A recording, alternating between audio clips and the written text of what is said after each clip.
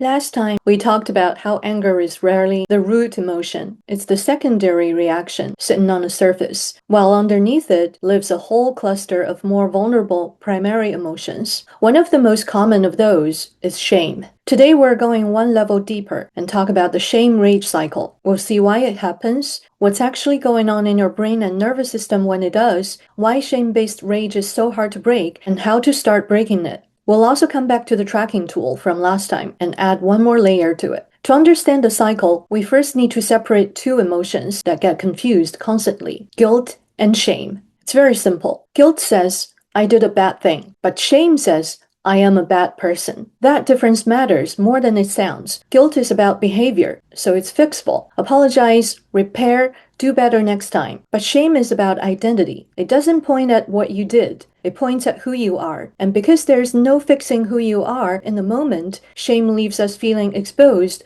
small, and fundamentally flawed. That feeling is so excruciating that the brain treats it less like an emotion, but more like an emergency. So it deploys anger as a defense mechanism. Anger makes us feel big, powerful, and righteous instead of small and broken. It flips the script from vulnerable to dominant, turning I am exposed into I am attacking. In other words, anger is the bodyguard for shame. This is why an explosive or hypersensitive reaction to a minor critique is so rarely about the critique itself. They're not reacting to the comment. They are reacting to the moment their shame wound got accidentally touched, and they use anger to push the other person away before they can see the vulnerability underneath. Clinical psychology has a name for this exact mechanism: narcissistic injury or humiliated fury. When a person's self-worth is threatened, for example, getting passed over for a promotion, being corrected by a partner, shame floods the nervous system almost instantly. Because sitting with that shame feels intolerable,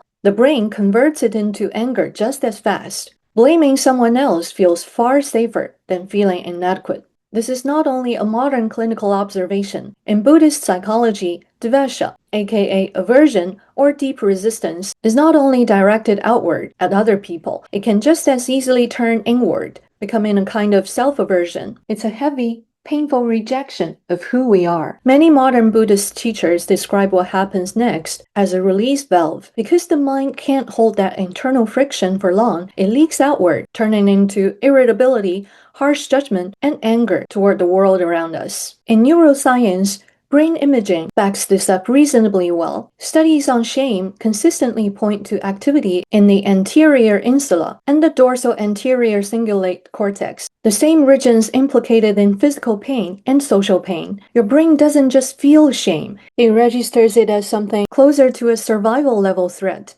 And because the amygdala tends to respond to threat much faster than the slower, more reflective prefrontal cortex, the angry reaction can fire before you've consciously decided anything at all. The biology here echoes what we said before. Anger is just the secondary emotion on the surface. It's the alarm bell, and shame is the primary emotion underneath it. This alarm goes off way faster than you can think. And that's why generic anger management so often fails here. It's aimed at the alarm bell instead of the fire underneath it. The treatments that actually work go after the shame directly. So why call it a cycle instead of a one-time reaction? Some clinicians describe it as a wing. Shame first drops you into a kind of shutdown. The small, frozen, collapsed feeling you get when you are humiliated. And because that feeling is so intolerable, the nervous system swings hard the other way into full activation. Flight. That swing is the rage, and once the outburst passes, a lot of people feel a fresh wave of shame about having lost control, which sets the whole thing off again. Shame leads to rage, rage leads to fresh shame, and fresh shame primes the next rage. I'll flag that this specific shutdown to flight framing comes from polyvagal theory, which is a popular clinical lens, but a genuinely debated one among physiologists, so treat it as a useful way to picture the loop, not saddled brain science. What's much better supported is simply this: shame is intolerable, anger discharges it fast, and the relief never lasts, which is enough on its own to explain why the cycle repeats. Because that loop runs mostly below conscious awareness, just calm down almost never works as a fix. I know there are people who have that kind of wisdom without needing the science, but if you're like me, someone who used to try to persuade people who are in full anger monster mode to just calm down and talk things through rationally, you'll want to know this. It won't work. In that moment, their body and brain are handling a life or death emergency. You think you're being a rational peacemaker, but to them, you're a threat to their life in that scene. These unexamined, shame-fueled, raging souls pay a massive price. They may be free from the punishment of their destructive, hurtful anger venting,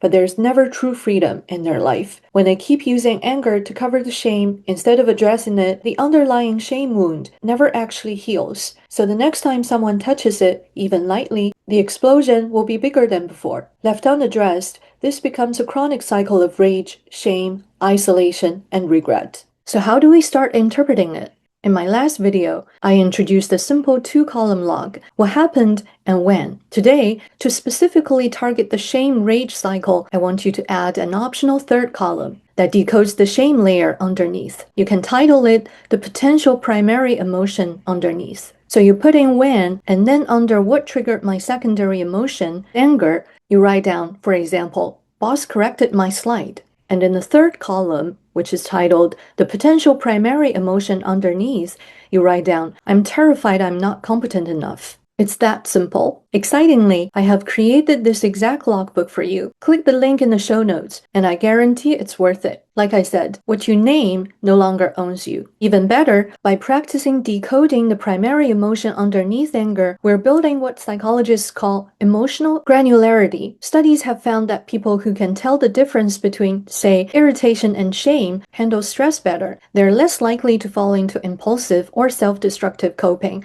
and they report lower rates of anxiety and depression. So every time you fill in that third column, you're training that exact skill. I hope you find this useful, and I'll see you, a problem-solving, less shamed version of yourself, in my next video.